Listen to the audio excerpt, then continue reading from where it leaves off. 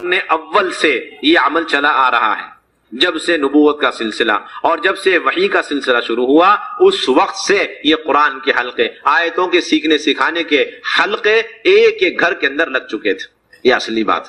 ایک ایک گھر کے اندر، اور اس کا مقصد صرف قرآن کو پڑھنا سیکھنا ہی نہیں ہوتا تھا، بلکہ قرآن کے انوارات اور قرآن کے ذریعے جو ہدایت مطلوب ہے اور اس قرآن کے ذریعے سے جو کفر و شرک اور گندگیوں کو زندگیوں سے ختم کرنا مطلوب ہے، جس باطل کو توڑنا مطلوب ہے، یہ اصل بات ہے کہ وہ باطل ٹوٹ جائے اور وہ گندگیاں زندگیوں سے ختم ہو جائے اور وہ مکمل تزکیہ حاصل ہو جائے جس تزکیے کا وعدہ اللہ تعالیٰ نے ان قرآنی حلقوں پر فرمایا۔ یہ اصل بات، ہم نے قرآن کے حلقوں کو یا تو یوں کہہ کر کے چھوڑ رکھا ہے کہ یہ جو ہے ان لوگوں کے لیے جن کو قرآن نہیں آتا، یا یوں کہہ کے چھوڑ دیا کہ یہ آج کی ترتیب۔ دونوں باتیں نہیں، یہ تو جن کا قرآن اچھا ہے، اچھے اچھے قاری، گھر کا ہر فرد قاری ہے، ان کے ذمہ بھی قرآن کے حلقے، کیونکہ الفاظ ہی ٹھیک کرنا نہیں ہے، الفاظ کے علاوہ اس کے اندر جو اللہ نے انوارات رکھے، برکتیں رکھی ہیں، اور اس حلقے کے ذریعے سے فرشتوں کا جو نزول ہوتا ہے اور جو فرشتے گھیرے رہتے ہیں اس گھر کو، اور اس کی وجہ سے گھر کے تمام افراد کے اندر فرشتوں والی صفتیں منتقل ہوتی ہیں۔ دو بنیادی صفتیں فرشتوں کی، ایک اللہ جو حکم دیتے ہیں اس کی نافرمانی نہیں کرتے، اور جو اللہ تعالیٰ حکم دیتے ہیں اسے انجام دیتے ہیں، اللہ کی نافرمانی نہیں کرتے۔ لا یعصون اللہ ما امرهم ویفعلون ما یؤمرون، جس کا حکم دیا اسے انجام دیتے ہیں اور اللہ کی نافرمانی نہیں کرتے، یعنی معروفات کو انجام دینا اور نافرمانیوں سے بچنا، یہ دو بنیادی صفتیں جو فرشتوں کے اندر ہیں۔ تو فرشتے جب مسلسل آتے رہیں گے اور اس گھر کو اس حلقے کی وجہ سے گھیرتے رہیں گے، اللہ تعالیٰ ان کے پروں کے اندر بیٹھنے کی وجہ سے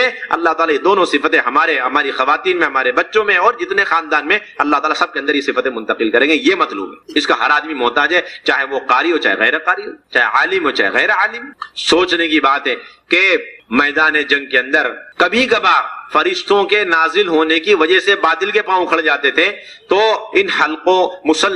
حلقوں کی وجہ سے جب فرشتے مسلسل گھروں میں آئیں گے تو گھروں کا باطل کتنا ٹوٹے گا۔ ہم اس کے محتاج ہیں، گھر کا باطل، گھر کے ہر فرد کا باطل ٹوٹے، اس کے لیے ملائکہ کا نزول ضروری، اور ملائکہ کے نزول کے لیے بنیادی شرط قرآن کا مذاکرہ، قرآن کے حلقہ، اس کا ہر آدمی محتاج ہے،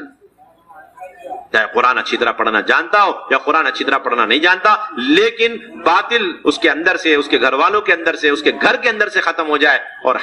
حق کی ساری راہیں اس کے گھر کے اندر کھل جاوے، اس کے لیے قرآن کا حلقہ۔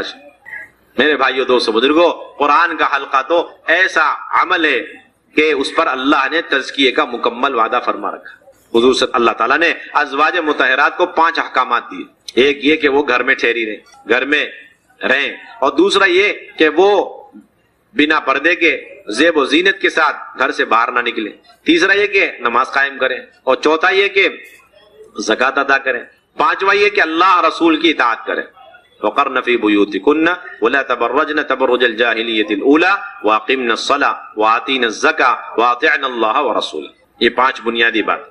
پھر اللہ نے فرمایا ان 5 احکامات پر عمل کرنے کے لیے علم شرط ہے جو 2 چیزوں پر موقوف ہے، ایک قرآن، دوسرا حدیث۔ اب اس کا حکم اللہ نے دیا ایک آیت چھوڑ کر، وَاذْكُرْنَ مَا يُتْلَى فِي بُيُوتِكُنَّ مِنْ آيَاتِ اللَّهِ وَالْحِكْمَةِ، جس کے 2 ترجمے مفسرین نے لکھے، 2 معنی۔ ایک تو یہ ہے کہ اللہ کی آیتوں کا تذکرہ، قرآن کی جو آیات ہیں ان کا تذکرہ ہو، اور حکمت کا تذکرہ، حکمت سے مراد سنت لیے، یعنی قرآن حدیث دونوں کے تذکرے ہوتے رہنے چاہیے گھر کے اندر، قرآن اور حدیث دونوں کے تذکرے ہونے چاہیے، ان کو یاد رکھنا چاہیے، انہیں یاد رکھو، ان کے تذکرے کرتے رہو، تاکہ اس کے ذریعے سے ان 5 احکامات پر عمل کرنا آسان ہو جائے۔ تو یہ 5 احکامات، اور یہ 5 احکامات اچھی طریقے سے ہماری زندگیوں میں آ جائیں، اس کے لیے قرآن کے حلقے اور اسی طرح حدیث کے حلقے، تعلیم کے حلقے۔ اب ان سب کا فائدہ اللہ تعالیٰ نے بیان فرمایا کہ ہم ان سب کے ذریعے سے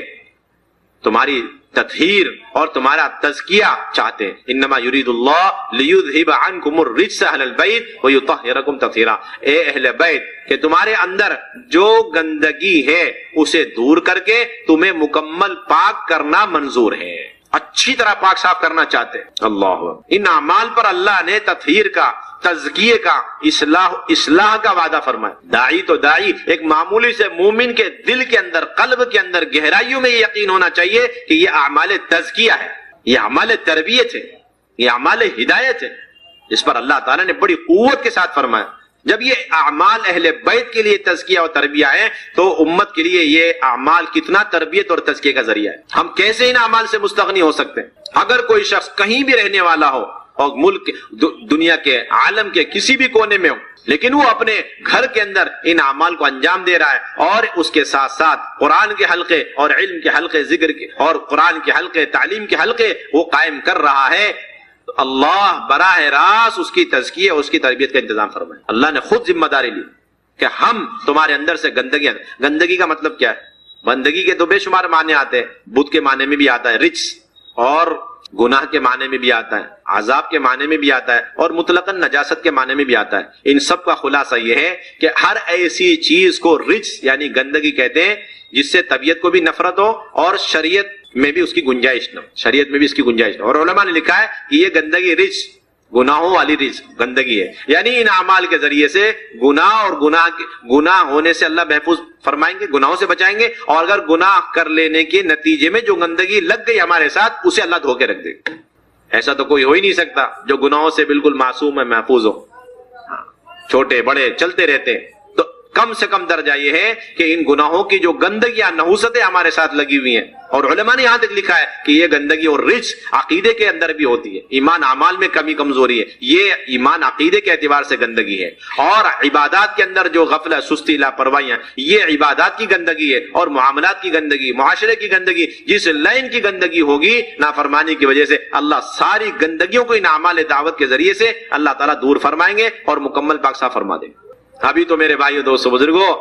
ہم اس کو تو غلو سمجھتے ہیں، ابھی تک ہمارے اندر بصیرت نہیں ہے کہ یہ کتنا زبردست تزکیے کا عمل ہے، کتنے زبردست تربیت کا عمل ہے۔ اس لیے اس یقین کے ساتھ ان اعمال کو اپنے گھروں میں سب سے پہلے کرنا، اور پوری قوت اور طاقت کے ساتھ ایسی کوشش لگانی کہ امت کے ہر گھر اور ہر ایک کے گھر کے اندر یہ اعمال زندہ ہو جائے۔ یہ ہم سب کی ذمہ داری، جس کا وقت لگا ہوا اس کے گھر میں بھی، جس کا وقت نہیں لگا اس کے گھر میں بھی، ایک ایک ایمان والے کے گھر میں یہ تعلیم 5 اعمال کے ساتھ زندہ ہو جائے، یہ ہم سب کی ذمہ داری، اس یقین کے ساتھ کرنا کہ تزکیہ کا بنیادی عمل۔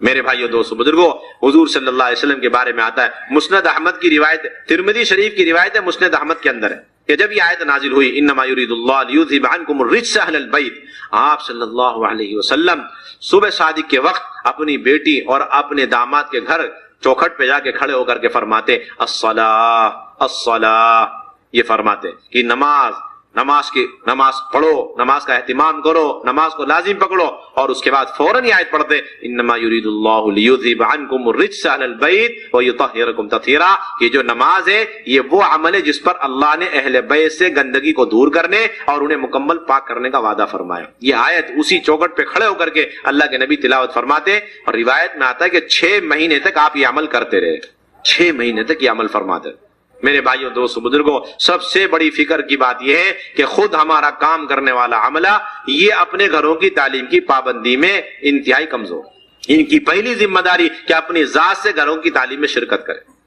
ہم کسی بھی قیمت پر کسی بھی اعتبار سے گھروں کی تعلیم سے مستغنی اور بے نیاز نہیں ہو سکتے۔ خود حضرت عائشہ رضی اللہ عنہ فرماتی ہیں کہ آپ صلی اللہ علیہ وسلم گھر تشریف لاتے تو ہمارے سامنے حدیثیں سناتے۔ ایک مرتبہ گھر تشریف لائے تو یہ حدیث سنائی کہ اگر انسان کے پاس سونے کی ایک وادی یا پہاڑ ہو تو وہ دوسرے کی تمنا کرے گا، اور اگر دوسرا پہاڑ ہو تو تیسرے کی کرے گا، اور اس کی خواہش تو قبر کی مٹی بھرے گی۔ یہ حدیث اس انداز سے جناب رسول اللہ صلی اللہ علیہ وسلم نے سنائی کہ ہم ساری خواتین کا ذہن دنیا سے آخرت کی طرف پلٹ گیا۔ میرے بھائیو دوستو بزرگوں آپ صلی اللہ علیہ وسلم جب باہر کے اتنے تقاضوں کے باوجود گھر آ کر کے اپنی بیویوں کی تعلیم و تربیت کے لیے حدیث خود سنا رہے اپنے زبان مبارک سے، تو ہم کون ہوتے جو یہ کہہ لیں کہ ہم باہر کے تقاضے جوڑ مشورے میں ہیں اس لیے گھر کی تعلیم کے لیے وقت نہیں ہے۔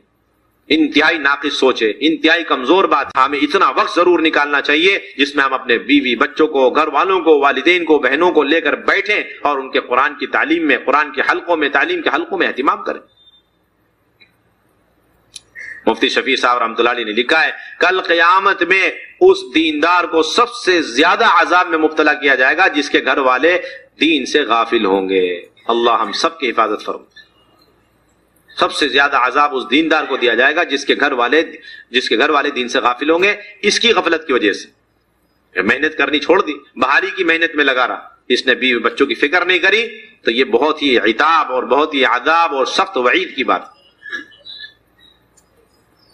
اس لیے ہمیں ان 5 اعمال کے ساتھ تعلیم کے حلقے اپنے گھروں سے لے کر امت کے ہر گھر، امت یعنی پورے امت اور امت کے ایک ایک فرد کے اندر، ایک ایک گھر کے اندر زندہ کرنے کی ہمیں فکر کوشش کرنی. اس کے لیے روزانہ کا مشورہ بھی، ہفتے واری مشورہ، ماہانہ